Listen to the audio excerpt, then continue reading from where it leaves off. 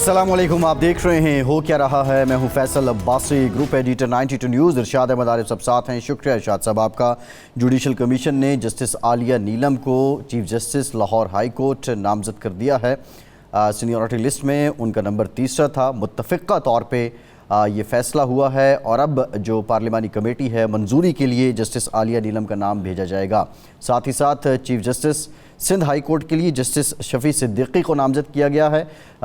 Justice Shafi Siddiqui seniority list में पहले number पर थे और इस तमाम मामले पे हम बात करेंगे जो पाकिस्तान के अंदर इससे पहले जो अदालती फ़ैसले मौजूद हैं जिनको जजेस की तकर्रुरी और चीफ जस्टिस की तैनाती के लिए एक रिवायत के तौर पे जाना जाता है। अल जिहाद ट्रस्ट केस है, इसके साथ साथ मलिक असद केस है, अशरफ आफरीदी केस है। इनकी रोशनी में ये जो फ़ैसले हुए हैं अब ये किस तरह के फ़ैसले हैं। अब बज़ाहिर तो इत्तफ़ाक़ नज़र आया तमाम जो मौजूद थे लोग जुडिशल कमीशन में। बहरहाल इस मामले पे हम बात करेंगे। दूसरी अहम तरीन डेवलपमेंट ये है कि यूएन वर्किंग ग्रुप की जानिब से एक रिपोर्ट सामने आई है और जिसमें कहा गया है कि बानी पीटीआई को हिरासत में रखना मनमानी और आलमी क़वानीन की खिलाफ वर्जी है। इसी पर रद्द-ए-अमल देते हुए पाकिस्तान के वज़ीर क़ानून आज़म नज़ीर तारड़ ने यह कहा है कि ये पाकिस्तान का दाखिली मामला है और बानी पीटीआई को बहुत से केसेस में अदालतों से रिलीफ मिलता रहा है, जो इस बात का मज़र है कि पाकिस्तान का जो निज़ाम है वहाँ पे अदल और इंसाफ के तहत काम हो रहा है। बहरहाल अब इसकी सिग्निफिकेंस क्या है, इसकी अहमियत क्या है और पाकिस्तान तहरीक-ए-इंसाफ जो अपना मुकदमा लड़ रही है, कभी अमरीकी कांग्रेस की करारदाद सामने आती है, अब ये यूएन वर्किंग ग्रुप की जो रिपोर्ट सामने आ रही है, क्या ये पाकिस्तान के जो मामलात हैं दाखिली मामलात में दूसरों को मुदाखलत की दावत नहीं है या फिर माजी में भी ऐसे होता रहा जब पाकिस्तान में सियासी लीडरान कैद होते रहे। मखसूस नशिस्तों से मुतालिक जो केस है उसकी समाअत 9 जुलाई तक मुलतवी कर दी गई हैं। अब जवाब जमा करवाना है सुन्नी इत्तेहाद काउंसिल के वकील ने और तवक्को ये की जा रही है कि अगली समाअत पे इस केस का फ़ैसला हो जाएगा। लेकिन इससे पहले भी ये तवक्को की गई थी कि जो अब रवां हफ्ते समाअत रखी गई थी इस पर भी कोई फ़ैसला हो जाएगा, लेकिन ये फ़ैसला ना हो सका। इन तमाम मामलात पे हम बात करेंगे। इरशाद साहब, सले जो chief justice Lahore high court का तकर्रुर है और chief justice Sindh high court का तकर्रुर, ये क्या नया प्रेसिडेंट सेट हुआ है कि सीनियरिटी लिस्ट में एक जज 3 नंबर पे हैं और फिर जुडिशल कमीशन मुत्तफ़िक़ा तौर पे उनको नामज़द कर देता है और माजी में मौजूद जो केसेस हैं इन रवायात को देखते हुए आप समझते हैं कि इस पर कोई तनाज़ा नहीं खड़ा होगा, इस फैसले को चैलेंज नहीं किया जाएगा? अब्बास साहब, चूँकि ये इत्तेफाक राय से फ़ैसला हुआ है जुडिशल कमीशन के तमाम अरकान ने, तो इस पर ये तो नहीं कहा जा सकता कि जुडिशल कमीशन के तमाम अरकान जो हैं वो किसी दबाव के नतीजे में या किसी ज़ाती मफाद के नतीजे में या किसी लालच के नतीजे में एक ऐसा फ़ैसला करने पर मजबूर हुए, ये तो इल्ज़ाम नहीं लगाया जा सकता।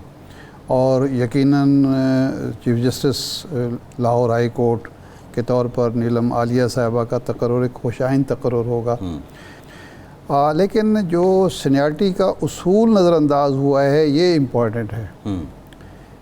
होता ये था कि पाकिस्तान में अदालत हुकूमत जो है किसी जज को अपॉइंट करती थी, फिर उसकी एलिवेशन भी हुकूमत की मर्ज़ी पे होती थी। चीफ जस्टिस किसी को अगर लगाना है या सुप्रीम कोर्ट में भेजना है या शरीयत वफाकी शरिया कोर्ट में किसी को भेजना है तो ये हुकूमत की सवाबदीद पर होती थी और इल्ज़ाम ये लगता था कि जो भी हुकूमत आती है अपनी मर्ज़ी के जज भर्ती कर लेती है और फिर मर्ज़ी के फ़ैसले लेना शुरू कर देती है। और ये इतना मामला ख़राब हुआ कि 80s में और 90s में तो मजाक हो गया कि एक जजों की एक खेप लाहौर हाई कोर्ट में भर्ती की गई पीपल्स पार्टी के दौर में। और एक जज साहब ऐसे भी थे, उनका मेरे इलाके से ताल्लुक़ था। अच्छा। वो लाहौर जब तशरीफ़ लाए, बसों के अड्डे पर उतरे या रेलवे स्टेशन पर उतरे तो रिक्शा पकड़ा और उसको कहा कि यार मुझे लाहौर हाई कोर्ट ले चलो। अच्छा। तो उसने कहा जी लाहौर हाई, रिक्शे वाले को नहीं पता था, उसने कहा जी लाहौर हाई कोर्ट कहाँ है? उसने कहा जी मुझे भी नहीं पता, मैं भी पहली दफ़ा आया हूँ। یعنی ایک شخص وکیل کو لاہور ہائی کورٹ کا جج مقرر کیا جا رہا ہے جس نے لاہور ہائی کورٹ میں پریکٹس تو درکنار لاہور ہائی کورٹ کی شکل ہی نہیں دیکھی. ایک صاحب تھے جو اسی حکومت کے وزیر اطلاعات رہے تھے, ان کو بھی جج لگا دیا گیا. تو پھر ایک کیس آیا جس کو الجہاد ٹرسٹ کیس کہا جاتا ہے. جی وہاب الخیری صاحب مرحوم تھے, ایک وکیل تھے, انہوں نے کیس سجاد علی شاہ صاحب کے دور میں چیف جسٹس تھے چیف جسٹس سے جب کیس ڈالا کہ جی یہ ججز کا تقرر کا کوئی اصول ہونا چاہیے. جس جج سے حکومت ناراض ہوتی ہے وہ لاہور ہائی کورٹ کا چیف جسٹس ہوتا ہے, اس کو اٹھا کے شریعت کورٹ میں ڈمپ کر دیا جاتا ہے, یا زبردستی اس کی مرضی کے بغیر وفاقی سپریم کورٹ میں بھیج دیا جاتا ہے. تو اس میں 2-3 اصول طے ہوئے الجہاد ٹرسٹ کیس میں. نمبر 1 تو یہ ہے کہ کسی جج کا تبادلہ جو ہے اس کی مرضی کے بغیر نہیں ہوگا. اچھا, یہ اسی طرح کی ترامیم تھی یا تقرر ہو رہا تھا جس طرح ایک دور میں بھٹو صاحب نے قانون سازی کی تھی اور جو ان کے گلے بعد میں پڑ گئی. انہوں نے یہ کہا تھا کہ چیف جسٹس جو ہے اس کی ایک مدت مقرر ہوگی. اگر اس کی عمر زیادہ ہے, وہ مزید نوکری کرنا چاہتا تو چیف جسٹس سے ہٹ کر وہ جونیئر جج کے طور پر کام کرتا رہے, وہ کر سکتا ہے, یا چھوڑنا ہے تو چھوڑ دو. لیکن اس میں یہ طے ہوا کہ ایک تو کسی جج کا تبادلہ اس کی مرضی کے بغیر نہیں ہوگا. دوسرا, چیف جسٹس جو ہوگا وہ سینیارٹی کے بیس پر لگے گا. ایلیویشن جو ہوگی ہائی کورٹ سے سپریم کورٹ وہ بھی سینیارٹی کے بیس پر ہوگی. لیکن اس میں شاہ صاحب نے, سجاد علی شاہ صاحب چیف جسٹس صاحب نے ڈنڈی یہ ماری کہ خود وہ ایلیویٹ ہوئے تھے جونیئر جج, انہوں نے 1 یا 2 ججوں کو سپرسیڈ کر کے وہ چیف جسٹس لگائے گئے تھے. اور وہ چیف جسٹس اس لیے لگائے گئے تھے کہ بینظیر بھٹو صاحبہ کا جب کیس 90 میں جب ان کو برطرف کیا گیا تھا تو اس وقت انہوں نے جو فیصلہ آیا تھا ان کے خلاف حکومت کی برطرفی کا, انہوں نے ان کے حق میں ووٹ دیا تھا. تو اسی بیس پہ وہ انہوں نے سمجھا کہ یہ ہمارا حامی جج ہے تو اس کو لگا دیتے ہیں. لیکن انہوں نے, شاہ جی نے یہ کیا بعد میں جب 97 میں کیس آیا ان کی برطرفی کا. 93 میں نواز شریف صاحب کی جب حکومت برطرف ہوئی تھی تو وہ فیصلہ انہوں نے واپس کر دیا تھا. پھر نواز شریف صاحب دوبارہ نواز شریف صاحب کے جو کیس تھا اس میں انہوں نے وہ حکومت بحال کر دی تھی. انہوں نے خلاف شاید فیصلہ دیا تھا, اس کی بار پھر تو نہیں ہوئی تھی نا. بہرحال ایک ایسا فیصلہ کیا تھا جو بینظیر صاحبہ کو پسند تھا, اس کی بیس پہ ان کو چیف جسٹس لگا دیے گا, اور پھر انہوں نے اس کے خلاف بھی فیصلہ دیا. لیکن اس میں جو میں بات بتا رہا تھا کہ انہوں نے اپنا جو منصب تھا اس اصول کے تحت انہیں بھی چیف جسٹس کے عہدے سے ہٹ جانا چاہیے تھا اور اپنے سینئر کو موقع دینا چاہیے تھا.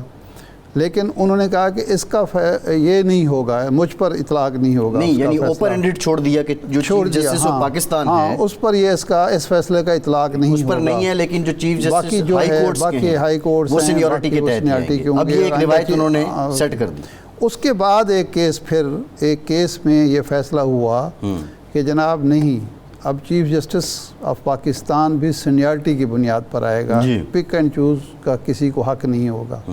پھر پرویز مشرف, اس میں 2-3 کیس ہیں, ملک اسد علی کیس ہے, اس میں اسد منیر بھٹی کیس ہے, ایک مشرف دور میں ایک فیصلہ آیا, اور پھر یہ جوڈیشل کمیشن کی تشکیل ہوئی. تو اب دیکھنا یہ ہے کہ یہ کیا بنیاد ہے کہ 2 جو سینئر موسٹ ججز تھے ان کو اگنور کیا گیا, نظر انداز کیا گیا, اور ان کو ایلیویٹ کیا گیا چیف جسٹس کے طور پر. کیا وہ 2 ججز جو ہیں اب سپرسیڈ ہو گئے ہیں, وہ ریٹائر ہو جائیں گے, یا وہ ان کے ماتحت کام کریں گے؟ یہ ایک دوسرا سوال ہے. کیا آئندہ کے لیے یہ اصول جو ہے یہ چیف جسٹس پاکستان کے لیے بھی ہوگا, اور آئندہ چیف جسٹس, اور پھر جو سب سے بڑا معاملہ ہوگا اسلام آباد ہائی کورٹ میں بھی کیا اسی طرح ہوگا کہ جناب عامر فاروق صاحب ریٹائر ہوں گے تو محسن اختر کیانی صاحب کو نظر انداز کیا جائے گا؟ سینئر موسٹ تو وہی ہیں. یہ سنجیدہ نوعیت کے سوالات ہیں. اب دیکھنا یہ ہے کہ ایک تو لیگل کمیونٹی جو ہے وکلاء جو ہے اس فیصلے کو کس نظر سے دیکھتے ہیں.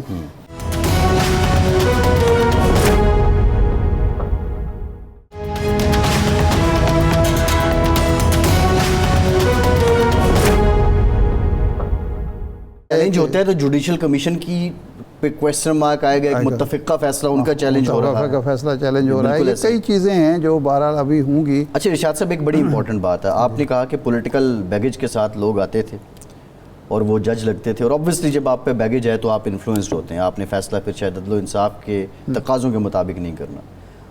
موجودہ جو سسٹم ہے, personally I know Lahore high court میں ایک جج بیٹھے ہیں جو ایک سیاسی جماعت پی ٹی آئی کے کینڈیڈیٹ تھے ایک ٹائم میں, اور بہت سی مثالیں موجود ہیں. نہیں, اس طرح کے تو کئی ججز ہیں, کئی ججز ہیں, لیکن میرا جو سوال ہے, کے بھی کینڈیڈیٹ موجود ہیں, مسلم لیگ نون کے بھی موجود ہیں, لیکن تقرری اب سیاسی جماعتوں کی نہیں ہو رہی, جوڈیشل کمیشن کر رہا ہے. یہی میرا ایک سوال ہے. جی ارشاد صاحب, سوال یہ ہے کہ جب کیا ہمیں رول سیٹ نہیں کر دینا چاہیے, جس طرح ایک سرکاری ملازم ہم اور محکموں میں رکھتے ہیں, اپنے اپنے محکمے کے حساب سے اس کا کرائیٹیریا ہوتا ہے کہ آپ فلاں ایکٹیویٹی میں نہ رہے ہوں, آپ فزیکلی کہیں انفٹ نہ ہوئے ہوں, ہر ایک کا کرائیٹیریا ہے.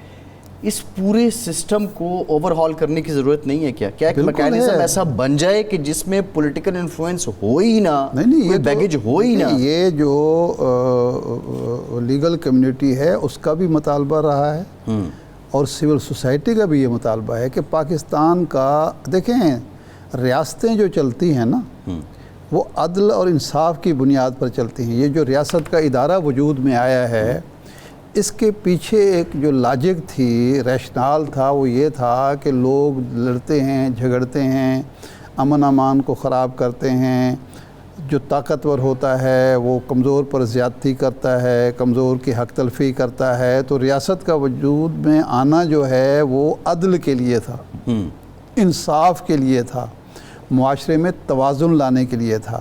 اور پھر جب ریاست بن گئی تو پھر جو ریاست تھی وہ ایک مرحلے پر ریاست خود ظلم کا شکار ہو گئی, یعنی ظلم کرنے لگی.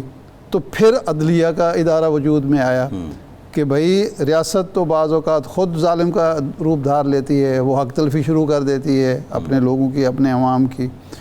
بادشاہ کے ہاتھ میں ڈنڈا ہوتا ہے یا حکمران جو ہے وہ اپنے آپ کو عقل کل سمجھنا شروع کر دیتا ہے. تو پھر عدلیہ کا, اور عدلیہ کا وجود جو ہوتا ہے وہ معاشرے میں عدل اور انصاف قائم کرنے کے لیے ہوتا ہے, تاکہ وہ سسٹم خوش اسلوبی سے چلتا رہے, عام آدمی کو اپنی ریاست پر اعتماد ہو, اپنے سسٹم پر اعتماد ہو, اور وہ اعتماد صرف عدلیہ, مضبوط عدلیہ, باصول عدلیہ, منصف مزاج عدلیہ, آئین پسند عدلیہ, صحیح, وہ یہ یقین دہانی کرا سکتی ہے, یہ ضمانت فراہم کر سکتی ہے, اور لوگوں کا اعتماد بحال رکھ سکتی ہے. بالکل ٹھیک ہے. اس لیے ایسا سسٹم ہونا چاہیے جس پہ کسی جج پر یہ اعتراض نہ ہو, جج کے فیصلے پر تو اعتراض ہو, جج پر یہ اعتراض نہ ہو کہ یہ کسی ذاتی مفاد کی بنیاد پر, کسی دباؤ کی وجہ سے, کسی ذاتی یا دوستی کی وجہ سے, اقربا پروری کی وجہ سے, کسی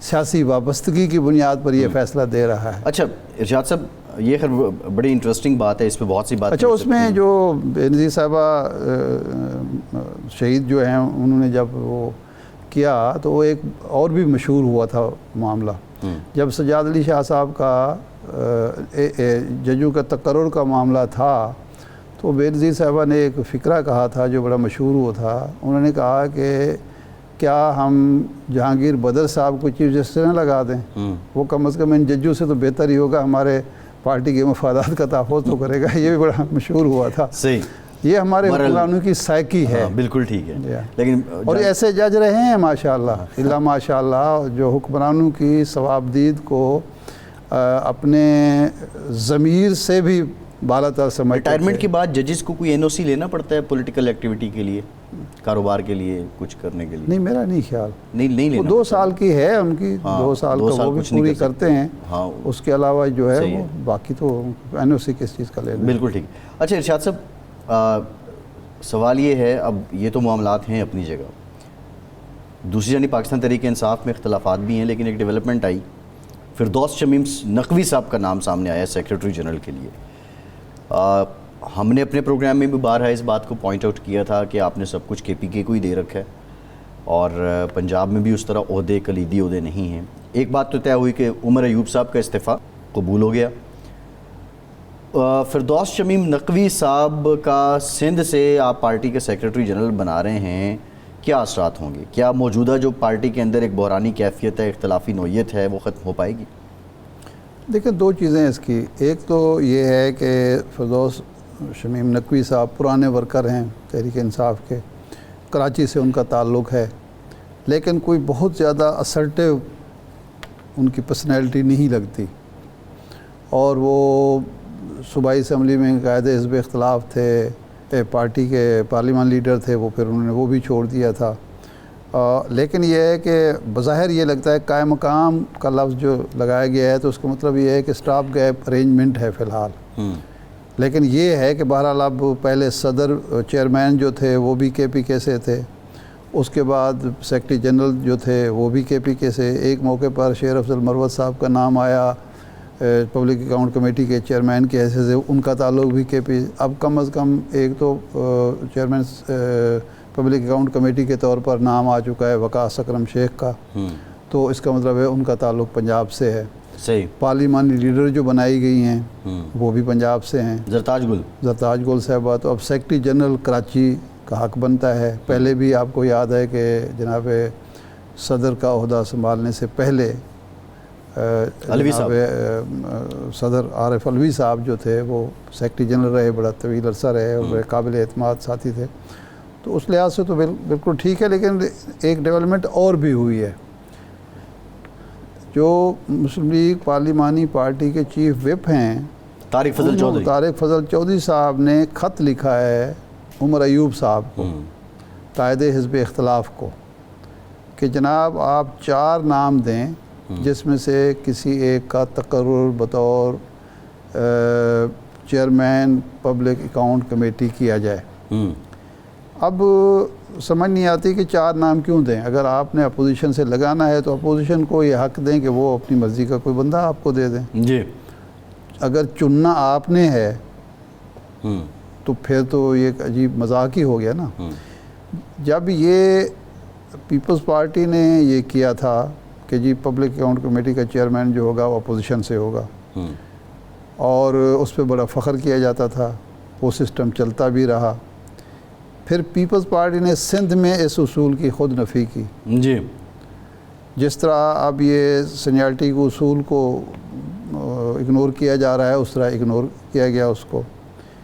اب پہلے تو یہ ہوا کہ ایک چیئرمین کا نام آیا، وہ ریجیکٹ کر دیا، اب یہ دوسرے لسٹ مانگی جا رہی ہے۔ اب یہ بھی پہلی دفعہ ہو رہا ہے کہ چیف وپ خط لکھ رہا ہے، ورنہ عمومی طور پر یہ اسپیکر جو جی اسمبلی ہوتے ہیں وہ نام لیتے ہیں اور یہ ڈیمانڈ کرتے ہیں، کمیٹیوں کے چیئرمین وغیرہ جو ہے نا وہ لگاتے ہیں۔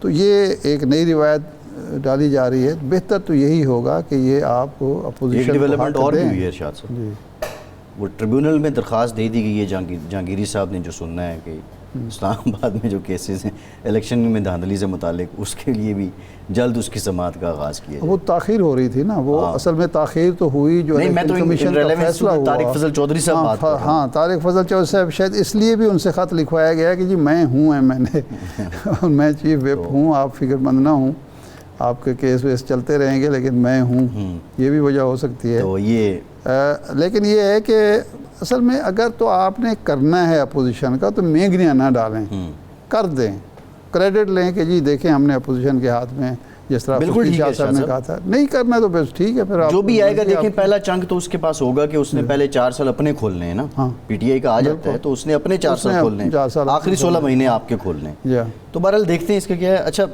یو این ورکنگ گروپ کی رپورٹ، کیا اہمیت ہے اس رپورٹ کی؟ نمبر 1۔ نمبر 2 جو ارشاد صاحب بات ہے کہ آبویسلی اس کے لیے کوشش تو ہوئی ہے، ظاہر ہے آپ نہیں وہ کریڈٹ لے رہے ہیں، وہ کریڈٹ لے رہے ہیں، وہ جو زلفی بخاری صاحب ہیں کہ انہوں نے کہا کہ میں نے یہ درخواست ڈالی تھی، اور ایک کوئی عثمان صاحب ہیں ان کا نام بھی آ رہا ہے، وہ کریڈٹ بخاری صاحب کے کریڈنشلز پہ بھی ہے۔ جب ان کی حکومت بھی تھی اس وقت یہ سیم پیج پر بھی جب تھے تو بخاری صاحب کی ایکنالجمنٹ اس لیے بھی تھی کہ he is very good in PR آر، اور برطانیہ میں اور باقی جگہوں پہ اس میں تو کوئی دو رائے نہیں ہے۔ ارشاد صاحب ایک بریک لیتے ہیں، بریک کے بعد آئیں گے، گفتگو کا سلسلہ یہیں سے جوڑیں گے، ہمارے ساتھ رہیے۔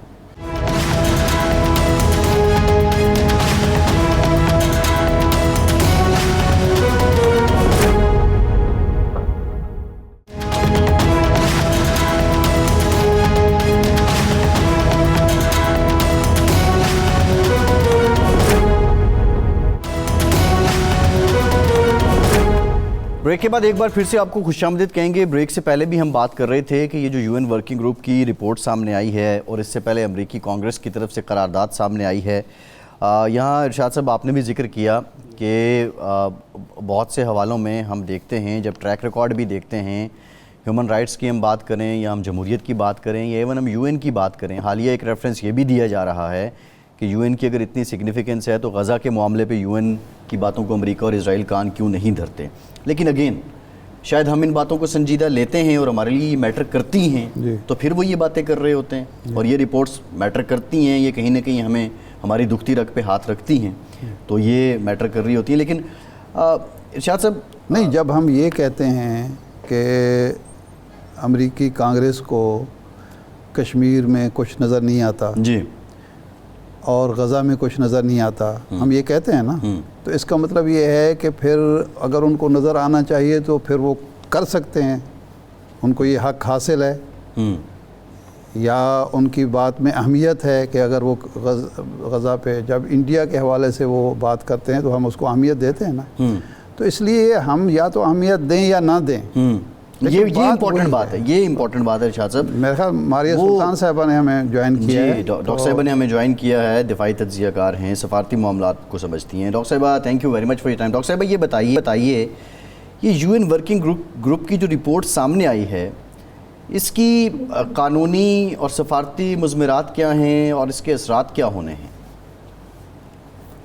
دیکھیں, ظاہر سی بات ہے اگر یو این ورکنگ گروپ کی کوئی رپورٹ آپ کے اوپر آتی ہے تو یہ کوئی اچھی بات نہیں ہے, اس میں تو کوئی دو رائے نہیں ہے. لیکن اس کے ساتھ ساتھ ہم نے یہ دیکھا ہے کہ اقوام متحدہ جو ہے ایک غیر جس طرح کہ آپ سمجھتے تھے کہ وہ ایک اصولی فیصلہ کریں گے یا اصولی بات چیت کے اوپر بات کریں گے, یہ اس وقت یہ صورتحال نہیں ہے.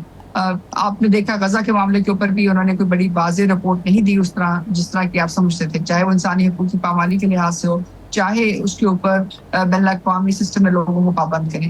اقوام متحدہ کے اوپر بڑی حد تک امریکہ کا اثر و رسوخ ہے اور اس کے ساتھ ساتھ معتد جو باقی جو ممالک ہیں, جو حامی ممالک ہیں, ان کا بھی اثر و رسوخ ہے. تو یہ ایک طرف تو بات درست ہے, ہمیں سفارتی سطح کے اوپر زیادہ کچھ کرنے کی ضرورت تھی اور ہمیں یہ رپورٹ آنے سے پہلے اس کو روکنا بھی چاہیے تھا اور اس کے اوپر کچھ لابنگ بھی کرنی چاہیے تھی. لیکن اس کے ساتھ ساتھ ہمیں یہ بات بھی سمجھنے کی ضرورت ہے کہ جو کچھ وہاں سے آ رہا ہے وہ اب اتنا منصفانہ نہیں ہے جیسے کہ آپ توقع رکھتے تھے ایک بین الاقوامی سسٹم سے. اچھا یہ فرمائیے کہ اس کو ہم اندرونی معاملات میں مداخلت قرار دے سکتے ہیں, اس کو مسترد کر سکتے ہیں, یا اقوام متحدہ جیسا ادارہ جو ہے وہ ہمارے معاملات پر کوئی رائے دہی کر سکتا ہے, اس کو کوئی قانونی حق ہے؟ دیکھیں, قانونی حق تو ظاہر ہے یہ ایک واضح اس پہ تشریح کی ضرورت ہے, کیونکہ جہاں تک بات آتی ہے آپ کی اندرونی معاملات کی تو اس میں کوئی دو رائے نہیں ہے کہ اس کا جو واحد حق ہے وہ کسی بھی ریاست یا کسی بھی ملک کے پاس ہوتا ہے. لیکن جہاں باتیں آتی ہیں بین الاقوامی انسانی حقوق کی پامالی کے اوپر اور ان کے ساتھ منسلک مختلف قرارداد یعنی مختلف کنونشنز کی جو آپ نے سائن کی ہوئی ہیں, اس لحاظ سے ظاہر ہے آپ اس بات تک عمل درآمد کے پابند ہوتے ہیں. لیکن جو یو این ورکنگ گروپ ہے یہ ایک طرح سے ایڈوائزری گروپ ہے, یہ اس وقت اس کی کوئی قانونی حیثیت اس لحاظ سے نہیں ہے کہ یہ آپ کو پابند کرے.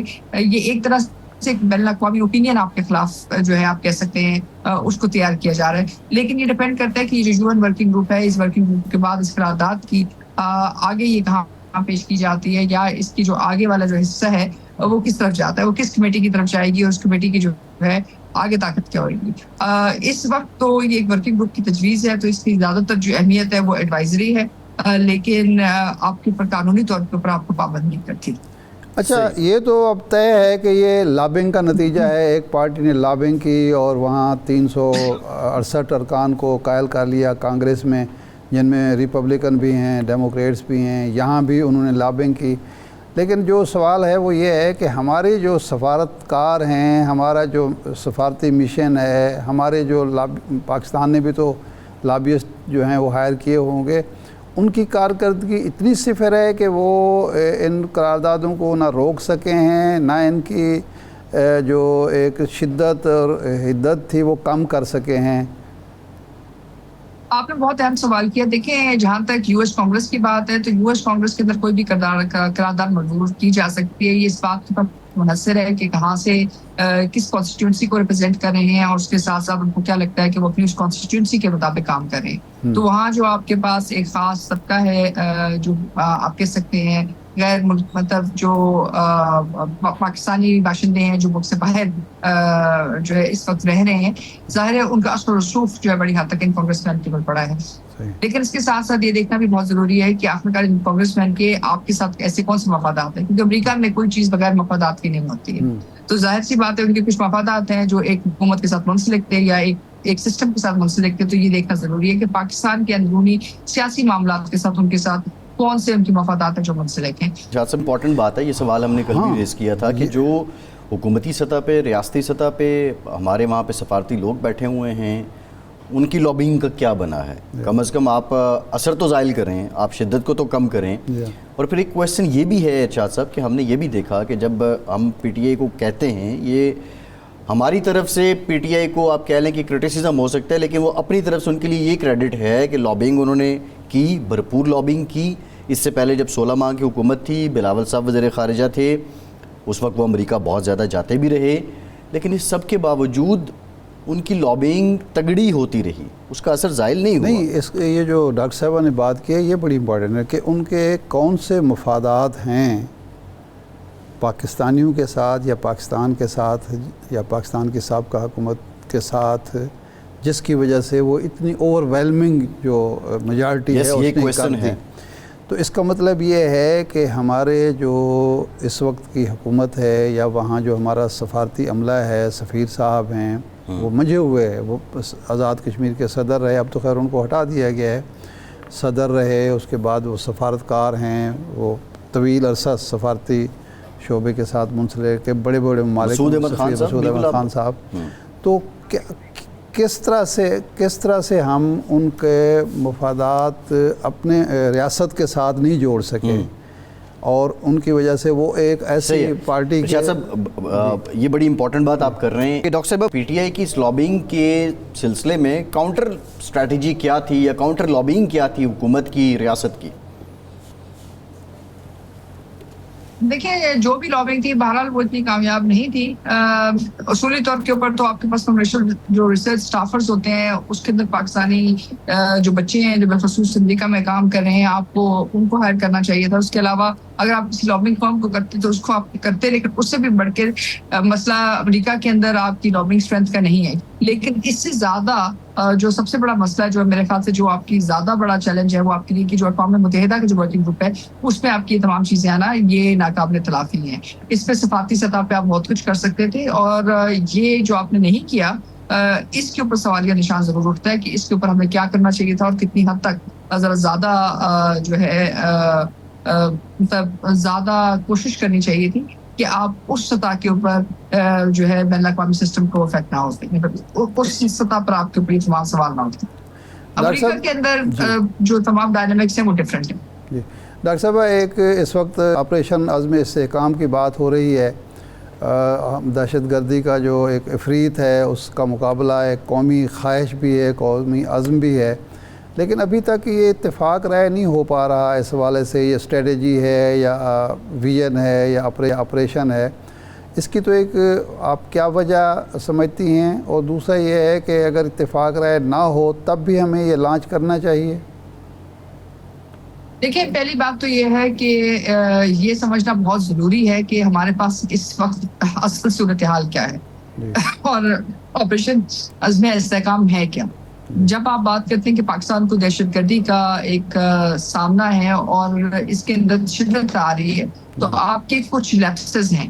ان لیپسز کو پورا کرنا جو ہے بنیادی مقصد ہے آپریشن عزم استحکام. اور جیسے کہ اس کا نام بتاتا ہے وہ اس بات کی وضاحت ہے کہ آپ ایک یہ عزم رکھتے ہیں کہ نہ صرف آپ پاکستان کو مضبوط کریں اور پاکستان کے اندر استحکام پیدا کریں, لیکن اس کے ساتھ ساتھ دہشت گردی کو ختم کرنے کے لیے جو کچھ چیزیں رہ گئی ہیں جو آپ کے نیشنل ایکشن پلان کا حصہ تھی ان کو مکمل کیا جائے.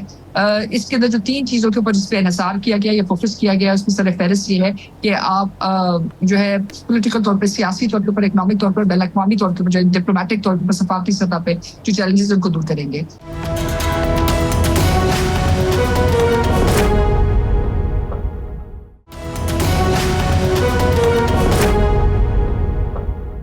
2015 میں جب یہ نیشنل ایکشن پلان بنا اور اس کے بعد امپلیمنٹیشن بھی ہوئی، آپریشن ضرب عزم کامیابی سے مکمل بھی ہوا، تو یہ شکایت اس وقت بھی سامنے آئی کہ جو آرمی کی سطح پہ، فوج کی سطح پہ جو کچھ ہونا تھا وہ تو مکمل ہو گیا، لیکن جو سول ایڈمنسٹریشن نے کرنا تھا یا سول اداروں نے کرنا تھا، وہاں کیپیسٹی بلڈنگ کا ایشو تھا، وہ نہیں ہوئی۔ نہ پولیس کی کیپیسٹی بڑھائی گئی، نہ عدلیہ کی کیپیسٹی بڑھائی گئی، نہ کوئی اور سول ادارے جو تھے، انٹیلیجنس کے ادارے بھی خاص طور پر۔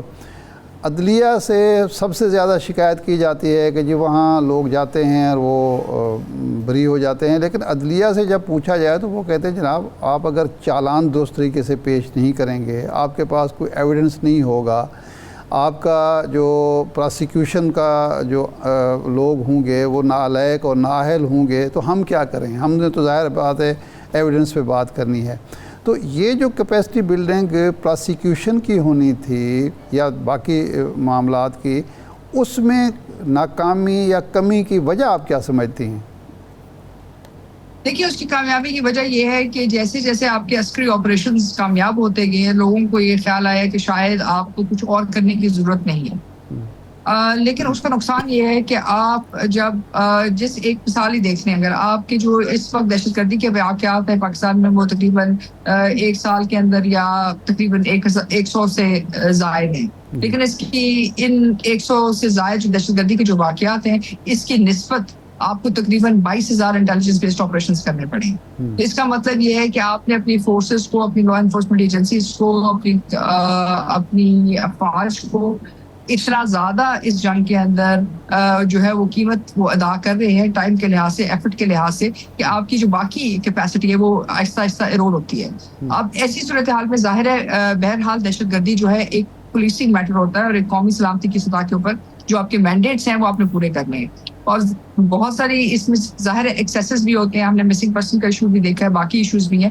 تو اس صورتحال میں جتنی بہتر طریقے سے آپ قانونی سطح پہ اور پارلیمنٹ کو فعال کر کے یہ کام کرتے ہیں اور وفاقی سطح پہ یہ کام کرتے ہیں، اس کے ساتھ ساتھ صوبائی سطح کے اوپر آٹومیٹک یہ کام جاتا ہے، تو آپ کی پارلیمنٹ سے اتنی فعال نہیں رہی ہے۔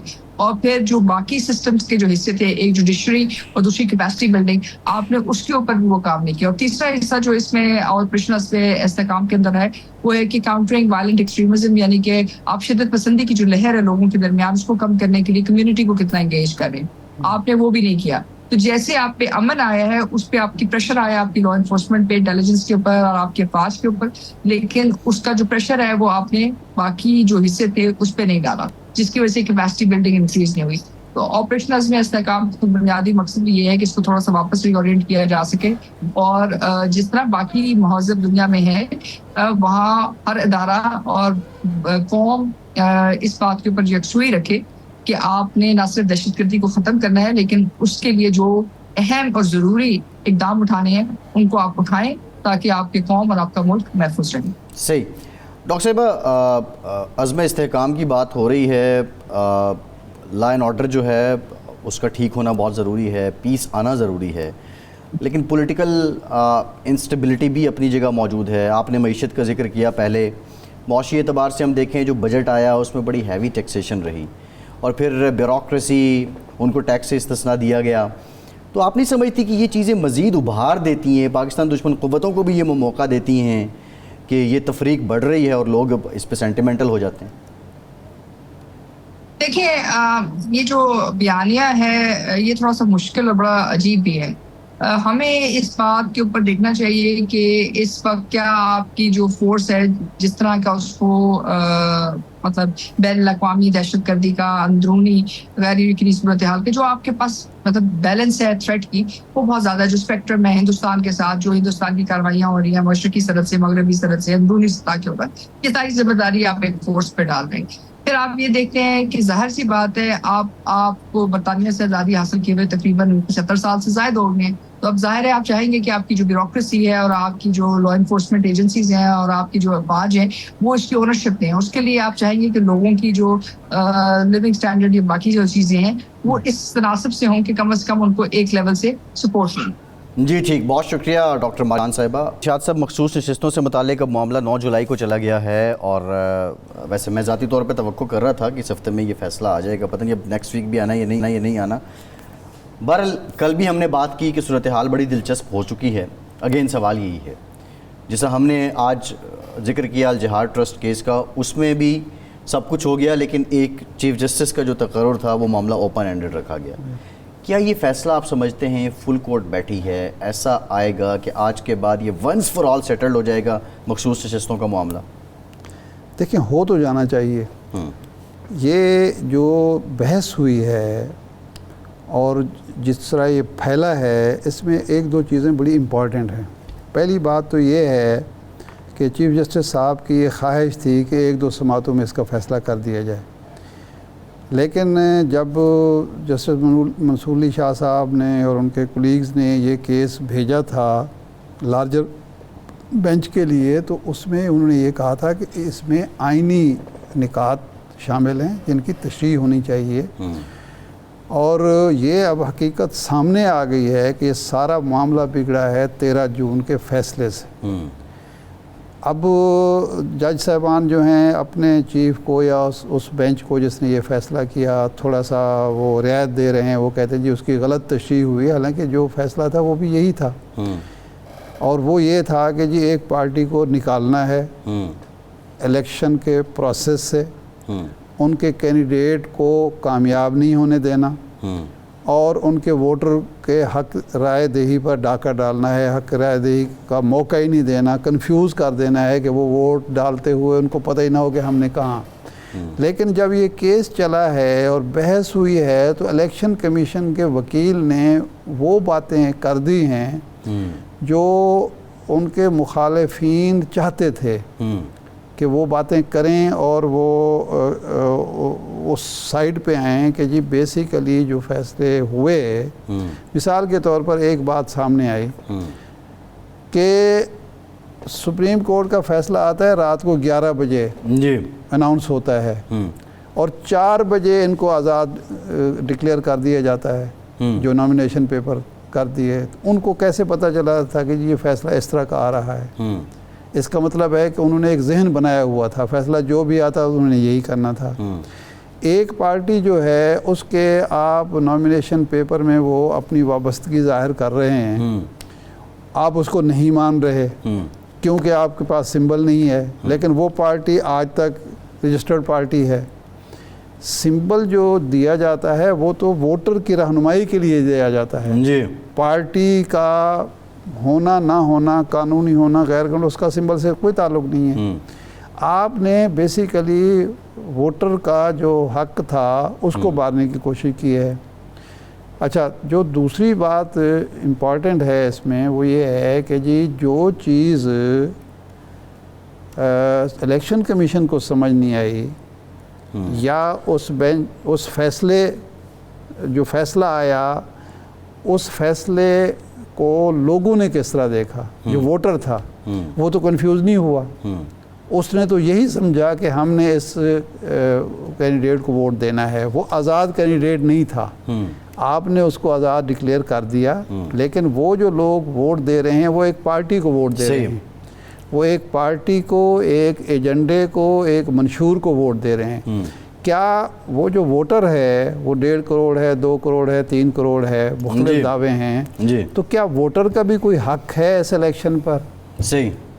کیا ووٹر کے مینڈیٹ کی بھی کوئی اہمیت ہے؟ کیا انہوں نے ان لوگوں کو جو 90 ہیں, 95 ہیں, 91 ہیں, 85 ہیں ووٹ اس لیے دیا ہے کہ وہ جا کے اسمبلی میں آزاد کینڈیڈیٹ کے طور پر بیٹھ جائیں, یا انہوں نے کسی پارٹی کو ووٹ دیا ہے اور ان کو پابند کیا ہے کہ وہاں جا کے یہ کام کریں گے؟